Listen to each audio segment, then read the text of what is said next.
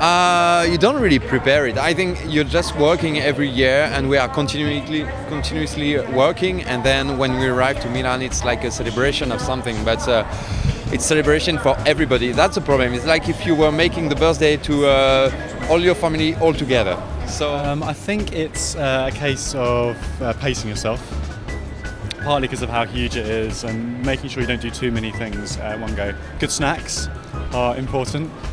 Keep the energy high and pre-plan. I'm not able to look at the fair carefully or in a rational way. Maybe I'm more interested by some signs of technology or some signs of way of assembling things than of finished pieces. So for this also, I can sometimes travel to some strange part of the salon in which sometimes you see things. And what we have to do, or we take the whole of it and we don't understand anything and we just suffer, or we create our personal navigation, your own way of thinking, and you move and you search your quality.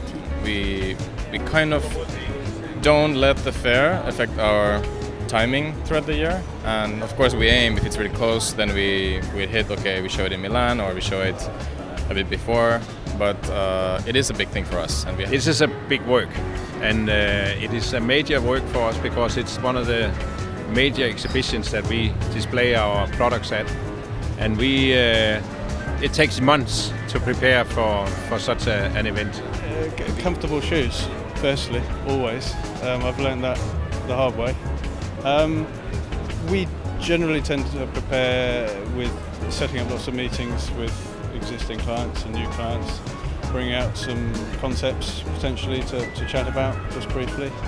But it's mainly just to kind of come and get the vibe and see what's going on. I of course check all the invitations I get. I make a proper plan for the fair and I make a proper plan for town, even knowing that I'm not kind of following it at all.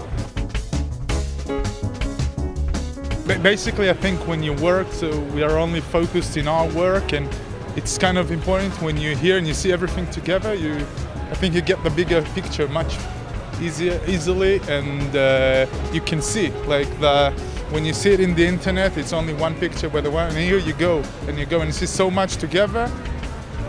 It's all coming together, and you can see the trend, you can see where the companies are going, where the market, or where you think the market is going, and you can see if what you are doing in the studio is relevant or is it different. It's still the most important design hub in the world, so you have to be here, you have to see what people do, but it's also chaotic, kind of trying to see everything, having meetings or going to the shows in the galleries or in the city.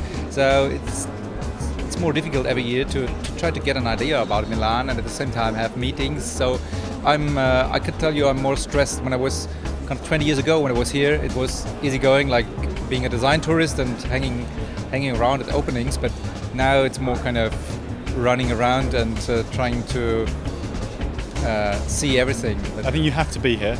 And for the shallow things, maybe like press, as much as I can say that, but you have to show face and you have to be doing all the things to promote your work and promote the brands you're working with.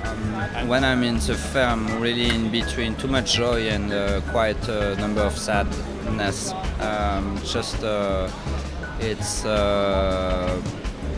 I'm always. I'm not so confident about what we show. I'm afraid of people's reaction. Obviously, when you have a lot of own work to show, so you have to you meet with the people who make it, the companies you work with, and you discuss all the stuff which you have made, changes, last minute changes which needs to be done, and all this thing. So I would say about half of the time you are here, you spend with your own things somehow. But of course, you look at other things too. So being here is looking at what people are doing, looking at where you could fit in, and looking at what's been done. No reason to spend any time to waste time recreating something that's been done. So it's really, in a way, it's know your market, right? Absolutely. I mean, it is the biggest and most important fair, I think, during the year. So I think it's really important for me to be present here.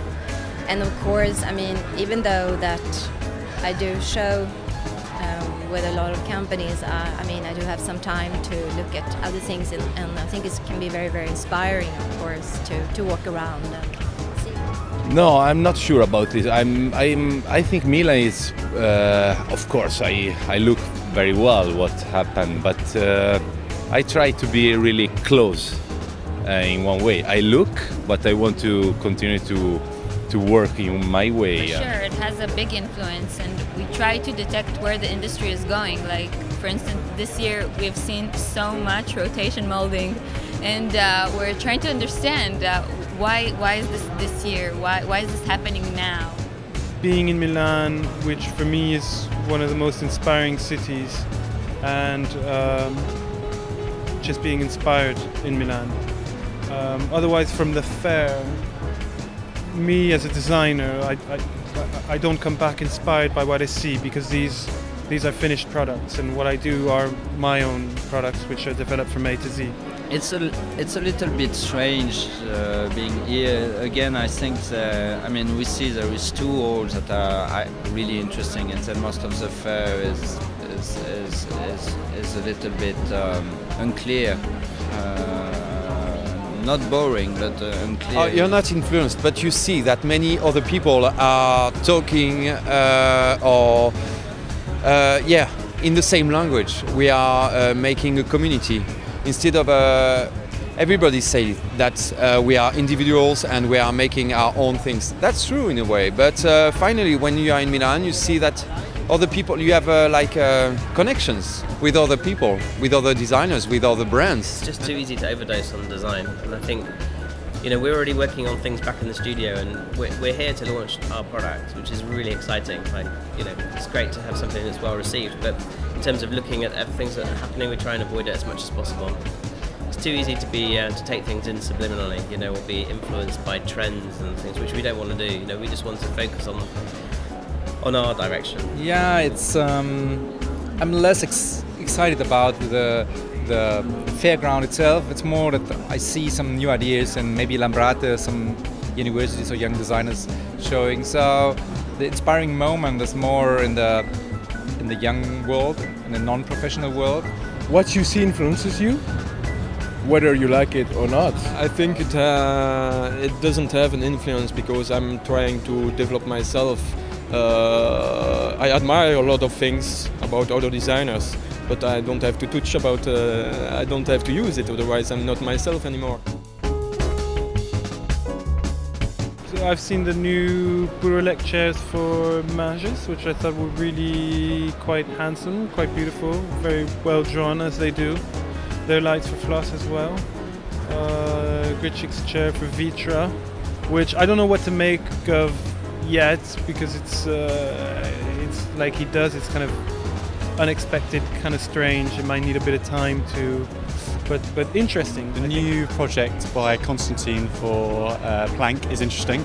I think people will love it or hate it, but I love the way you can use technology in innovation and in products, and whether you do or don't like it, the way he's used the materials and things are really interesting. We're in the Casamania stand, and they have an incredible chair that's just used clothes pressed in a mold with resin, and we took photographs. We'll be able to show you, but it's really a very exciting piece, and it's kind of also everything blends, and it looks very abstract, like, I don't know, very dense, like a Klimt painting. So. Of course, I'm always really interested in, I mean, now, for example, we're in the Eurolucia hall, and of course I look at the really big companies like Luceplan, Floss, Artemide, and so on.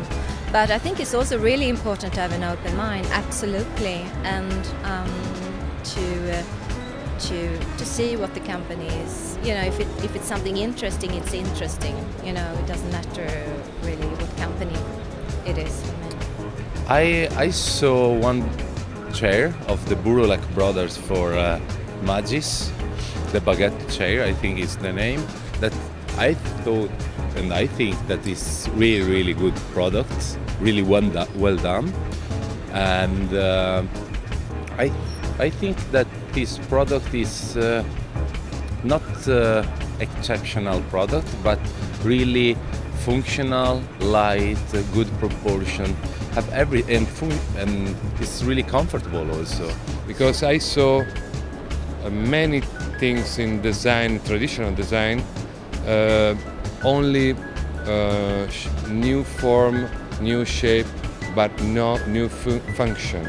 And there is a limit. I think it's only a style process. It's not a functional process. It's something that helps you to live better, I think. Lots, but the one thing that I keep flicking back to is probably one of the simplest things that I've seen. It's a little stool by Stefan Holm for Swedese. Sort of a take on a Alvar Aalto three-legged stool, but just beautifully done.